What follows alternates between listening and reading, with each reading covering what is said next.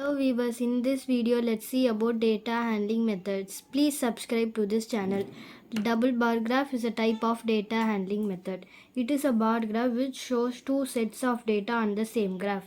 It is useful in the comparison of data. The following bar graph represents the liking of different colors by class 11th and 12th students. Class 11th and 12th. Red, yellow, pink. 11th. Red 35 students, yellow 28, pink 20. 12th. 32 students, 25 students and 38 students. The unshaded part represents the 11th class students. The shaded part represents the 12th class students. Scale 1 centimeter equal to 1 students. The x-axis represents color and the y-axis represents number of students.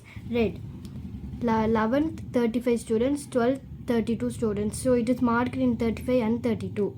Yellow 11th 28 students, 12th 25 students. So it is marked in 28 and 25.